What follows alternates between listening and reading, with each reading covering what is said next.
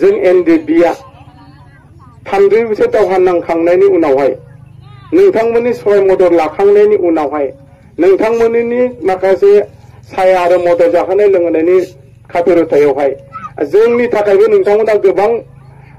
पारामिलिटारि फोर्सफोरजों नोंथांमोना बाहाय दुखु खस्थ' होजाबाय आरो बेजों लोगोसे जातिनि गेजेरावबो नोंथांमोना जोंनि जानानैबो गोबां हारासथि मोनलांबाय आरो बेजों लोगोसे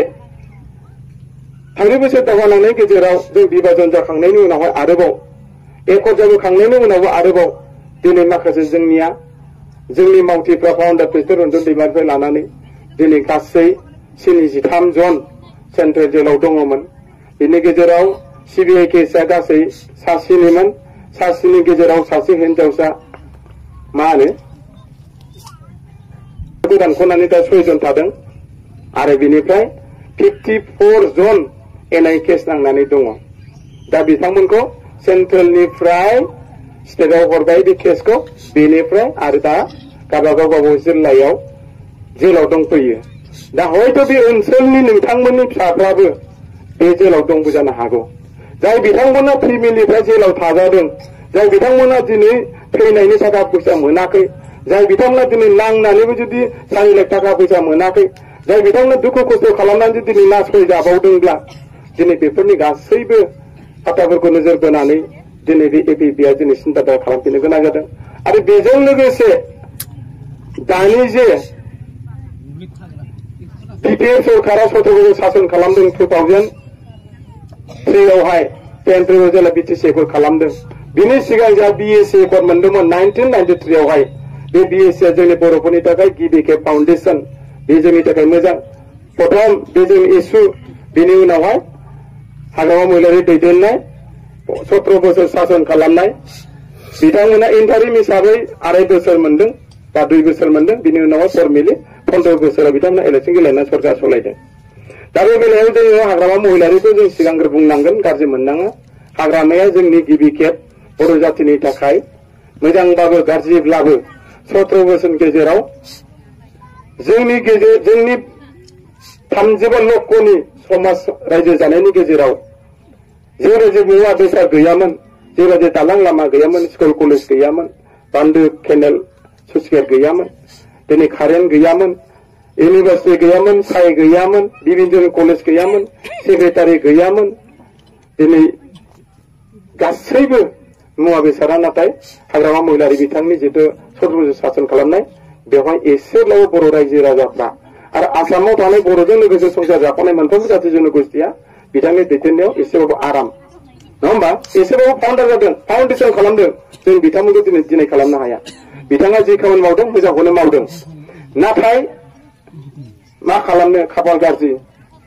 2022आव जेला बिटिआर एकर्ड जाना थाङो एनडिएफबिनि सिलाइखौ हाथियारखौ होखांनायनि उनावहाय बे 2020नि 27 जानुवारियाव जेला बिटिआर एकर्ड जाना थाङो बिनि उनावहाय मोनसे दोहौ इलेक्सन फैनाय लगे लगे मा खालामगौ, हाग्रामा महिलारिया रायजो राजानि मददजों 17 नाम्बार मोननो हादोंमोन। नाथाय 3 नाम्बार मोनबावनांगौमोन सरकार दानो थाखाय बिथांखौ। नाथाय आसामनि गभर्नर आरो चिफ मिनिस्टार बिथांमोना माखासे कनस्पिरेसि बाहायनानै बिथांखौ खाबु होआखिसै। बेनिफ्राय माखासे दानि एकर्डखौ जाय बिथांमोना सिगनेटरि हिसाबै दैदेनदों बिथांमोनखौ नाम्बार खमाव इलेक्सनाव देरहादोंबाबो बिथांमोना माखासे सोलारो बोलोजों सरकार दाहोबाय। सरकार दाहोखांनायनि उनाव जों मोजां मोनदोंमोन जे बिटिआर एकर्डआ जियानो जा, मोजां जा गाज्रि जा, जोङो सानदोंमोन प्रमद बर' बिथां दैदेननाय इउपिपिएल सरकारखौ सिगांनिफ्रायनो बर' जातिनि थाखाय हारिखौ लायै लायै गोबां आन्दलन खालामबोदों बिथांमोना डेम'क्रेटिक हिसाबै। जेखिनि जोंनि भारत हादराव मोन्थाय दङ ट्राइबेल हिसाबै बेखिनिखौ बिथांमोना गोबां दुखु खस्थ' खालामनायनि गेजेरजों रायजो राजाफ्रा गोबां मदद होदोंमोन। सान्दुं अखा, सान दै अर बार गासैबो जानाय लोंनायखौ नेवसिनानैब्लाबो प्रमद बर' बिथांजों मदद खालामदोंमोन। थिग बेबायदिनो एनडिएफबिआबो एबसुजों ज' 2012-13नि गेजेराव मोनसे जयैनो आलादा रायजोनि थाखाय नांनोसै होननानै जोङो जयै मुभमेन्ट खालामनायनि गेजेरजों जोङो 2020नि 27 जानुवारियाव एकर्ड जालांखांनायनि उनाव बिथांमोनखौनो सिगनेटरि हिसाबै सरकार सलायदोंसो होननानै प्रमद माबाया जोंना मामाया डक्टर हेमेन्त बिश्व शर्माया आरो जोंहा बिथां गभर्नरा बिथांमोनखौ सरकार सलायहोबाय नाथाय बिथाङा जिबायदि हाग्रामा महिलारि सरकार सलायनाय समाव जिबायदि बाथ्रा बुंदोंमोन जे बिथाङा ओरैबायदि बाथ्रा बुङोमोन हाग्रामा महिलारि नोंथांमोना जिबायदि सरकार सलायदों मानो दिनै गोरिब गुन्द्राफ्रा दिनै जेबो मोनाखै मानो बन फाननानै जानांखो मानो मैगं थाइगं फाननानै जानांखो मानो बै स्कुला मानो जिउं पाहां बै स्कुलाव मानो मास्टार गैया बे स्कुलाव मानो एपइन्टमेन्ट मास्टार गैयाखै बे स्कुलाव सात्रआ मानो खम जादों बे स्कुलाव मानो टेक्सटबुक सफैयाखै अनेक खोथा जों बिथाङा बुंग्रामोन बेबायदि बाथ्राखौ बुंनायखौ नायोब्ला नैबे दानि सरकाराव बिथाङा बिटिआरनि चिफ हिसाबै जों सानदोंमोन बिराद मोजां दैदेनलांगोन सिगांनि बाथ्राखौ नायोब्लाखि ओरैबायदि मोजां माने फंसेबो दानजाया फंसेबो बासै जाया फंसेबो इगनर खालामजाया बिथांनि बाथ्राया नाथाय फैयै फैयै जों नुबाय प्रमद बर'नि जिथु 4.5 बोसोराव बा 5 बोसोराव बिथाङा जोंनो जिबायदि प्रतिश्रुति होदोंमोन इलेक्सन समाव आरो जों जिबायदि लुबैदोंमोन मोनगोनबो सानदोंमोन नाथाय बिथाङा फ्लप बिथाङा सासे फ्लप लिडार बिथाङा सासे जोंनि गेजेराव जिबायदि आसा होदोंमन बेखौ फुलफिल खालामनो हायाखै दा बेबायदि गासैबो जोंनि नैबे ट्राइबेल एन्ड ब्लक बिटिसिनि जुदि मोनथाय दिनै बेखौबो दिनै बिथाङा दिनै एसे गाबोन एसे सोरनोबासो दिनै हा हगारना होनो गोनां जादों आरो जोंनि नैबे जायगायाव संसार जानाय नोंथांमोनहा ट्राइबेलखा हिसाबै जे जायगायाव जुदि हाखौ मोनोब्ला मोनो स्पष्ट खालामना होनांगौ नङा होमबा होआबा होआ स्पष्ट खालामनांगौ जाहाथे गोनो गोथो दाखालामदों नङा होमबा होयोबा होयो होआबा होआ होयोबा बबेनिफ्राय होगोन होआबा बबेनिफ्राय होआ बेबायदि मोनसे जुदि फाइनाल खालामना होयोब्ला हयथ' रायजो राजा मोनसे क्लियार जायो दा बेबायदि बुस्थुआबो दिनै तारिखाव 5 बोसोराव दिनै बिथांमोना जिबायदि जिअटेक खालामबाय फरेस्ट भिलेज खालामना होनो थाखाय खामानि मावदों बिथांमोना दैलि ससियेल मिडिया बुंदों जों होगोन एथ' हाजार एथ' लाख होबाय होननानै बुंबाय थादों दा होदोंब्ला नाथाय नैबे जायगायाव बर' मानसिफोर दङ मानो मोनाखै नङा होमबा बर' मानसिया मानो मोनाखै सोर मोनगोन मोनोबाथ' जों बर' मोननांगौ हाखौ जुदि होयोबा होनांगौ बर' मानसि आरो जुदि होआबा होआ स्पष्ट खालामनांगौ नङा होमबा संसार जानाय गोनो गोथो जायो फिसाफ्रा लिरनाय फरायनाया आख' फिख' जायो फिसाफोरनि एड्रेसफ्रा प्रब्लेम फैयो नङा होमबा बबे मोनसेनि एड्रेस लानो दिनै गोरबो बाजारनि एड्रेस लानो ना अबेबा मोनसे गुबुननिफ्राय फैनायनि एड्रेसखौ दोननो ओंखायनो होयोबा होयो होआबा होआ बे मोनसे बुस्थुखौ आंनि मथेबा दिनैनि नैबे जोंनि जे मा होनो एपिबिनि पटेनसियेल दुवारनि मा होनो सान्तिपुर ब्लक साब कमिटि दानायनि दाफुंनायनि गेजेरजों आं नोंथांमोनखौ फोरमायो बेखौनो जे बिथांमोना स्पष्ट खालामनांगौ आं बे बुस्थुखौ लुबैयाखै नोंथांमोननि थाखाय दा बेनो जोंनि दिनै मेन उद्देश्यआ एपिबिआ जिहेतु हाग्रामा महिलारिया बिथाङाबो दिनै जिखिनि 14 बोसोर सासन खालामबाय नाथाय जों बिथांमोनखौ लुबैदोंमोन सरकाराव फैजानो लुबैदोंमोन नाथाय दिनै तारिखाव बिथांमोनखौ एसे बुंलायबाय जायो आंबो दिनै तारिखाव बिपिएफखौ सापर्ट खालामग्रामोन नाथाय दिनै मा खालामनाय बिथाङाबो सासे वान मेन बायदि आर्मि दायो बिथांजों लेफ्ट राइट फ्रायानो सिनियर मा होनो डायनामिक लिडारफ्रा दिनै सासे गाबोन सासे मा खालामदों ओंखारलांजोबदों सोरजों ओंखारलांदों एपिपिएलजों थांजोबदों नाथाय दिनै तारिखाव बिथांमोना 5 बोसोरखौनो सोरबा लिडारफ्रा थानो हायासै दा थिग बेबायदिनो दिनै हाग्रामा महिलारियाबो सरकाराव फैयोब्लाबो सोरबा जे सिनियर लिडारखौ लानानै आवगायगोन दिनै तारिखावथ' पटेनसियेल बायदि दिनै बिथांमोना उइक केन्डिडेट हिसाबैनो गैया दिनै खाम्फा बरगयारि थांनाय लोगो लोगो दिनै दुर्बल दा जियानो जाया बिथांमोनाबो टारगेट दङ गेलेगोन अब्लाबो हाग्रामा महिलारिखौ जों मोनसे मिजिं थिदोंमोन गावनि सरकाराव मोजां फैनो हागोन नाथाय दिनै बिथांमोननि जिहेतु लिडारफ्रानो फ्राय थांजोबबाय गैला जिखिनि दङ साफा सानै उन्दै जुनियरफोरनि खोथा सोलियो आरो बे मोनसे आरो दिनै तारिखाव जुदि इउपिपिएल सरकारा जुदि फैफिनबावनांगौब्ला 5 बोसोराव जों जिबायदि प्रतिश्रुति होना थगायलांजाबाय आरोबाव बिखेबाव आरो बिथांमोना थगायनाया डाबल जागोन मानो होनोब्ला पाब्लिक अरबा दासिम माबा जाया होमबा एकनिफ्राय 2 खामानि मावनो हागोन दिनै तारिखाव बे समाव गिलुं फट'माव खामानि मावनांगौ फट'माव खामानि मावखांनानै मा खालामगोन बिथांमोना नेक्स्टआव जुदि सरकार फैयोब्ला थार्डआवहाय जे सरकार फैगोन ना फैया मोनसे सन्देह थाखासिगोन बेनिखायनो बे थार्डआव जुदि सरकार फैनो हायाबादिब्ला मा खालामगोन जिखिनि थाखा फैसा फैगोन बिथांमोना दिनै खामानि मावना मावा समाजनि गेजेराव जोंनि डेभेलप आरो उन्नतिखौ मावगोन ना मावा बेफोरखौ साननो गोनां आरो जिबायदि बाथ्रा बुंदों दिनैनि तारिखाव दिनै गासिबो साक्सेस जायाखै दिनैनि तारिखाव दुलाराय बर' फरायसा आफादखौ आं दिनै एसे खावलायनो बा लुबैदों जोंनि बिटिआर एकर्डनि गेजेरजों 6.3 क्ल'ज दिनै बियो एकदमबारे एकर्डआव लिरखाथारनाय दंखायो जोंनि प्राइभेट स्कुलफ्रा भेन्सार स्कुलफ्रा पाब्लिसाइज जानांगौमोन लिरखाथारनाय बुस्थुखौनो दिनैनि तारिखाव 5 बोसोर जोबलांनोसै दिनैनि तारिखाव जों बेखौनो मावफुंनो हायाखिसै अब्ला लिरनाय गैयाबाथ' नों मा खालामनो हानो नङा होमबा हाया नाथाय बै समाव गावनो बुंग्रामोन दुलाराय बर' फरायसा आफादनि जिल्ला प्रेसिडेन्ट जाना थायो मानो प्रोग्रेस भेन्सार स्कुलखौ मानो प्रोग्रेस खालामाखै होनना बुंग्रामोन मानो कलेजफ्रा दिनै गुबुन जायाखै मानो बुंग्रामोन दिनै मास्टारफ्रा दिनै मानो रेगुलार जायाखै बुंग्रामोन नाथाय दिनै गावनो सरकार सोलायनानै गावनो दिनै सासे दैदेनगिरि जाबाय समाज दैदेनगिरि बर'नि सासे बिटिआरनि चिफ जाबाय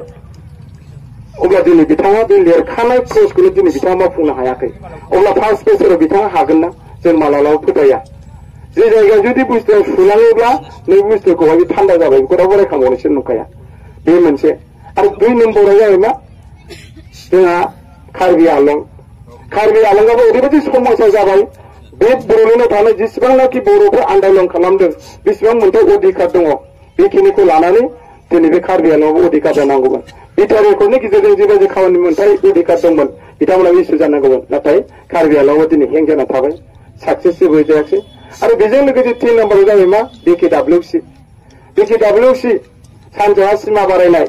दिनै बेफोरबो दलर दालार सेटेलाइट काउन्सिल बायदि अबस्थायाव फैबाय दिनै बे बिकेडब्लिउसिआबो दिनै ओरैबो जाया ओरैबो जाया बिकेडब्लिउसिआबो दिनै इलेक्सन जागोन ना जाया इलेक्सन जायाबा बेबायदिनो हें खालामना दोनबाय थागोन नामा पावारा बोरै जागोन डेभेलपआ बोरै जागोन बेबायदि मोनसे गोनो गोथो फैदों दिनै बिकेडब्लिउसि समस्या 4 नम्बराव जाबाय दाना जोंहा मा ट्राइबेल मा होनो 6 शिड्युल दा बे 6 शिड्युलखौ जों हाग्रामा महिलारिया 2003 आवहाय बिथाङा मोनबोदोंमोन बे 6 शिड्युलानो जाहैबाय जोंनि बर'फोरनि थाखाय बिराद गिदिर मोनसे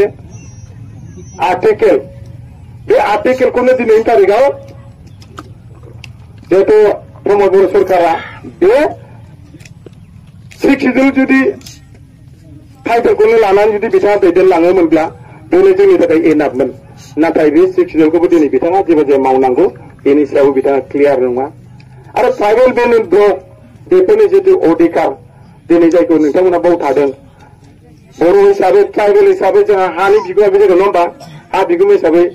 जे जायगायाव संसार जाफैबा गोबाव बोसोर जायोबा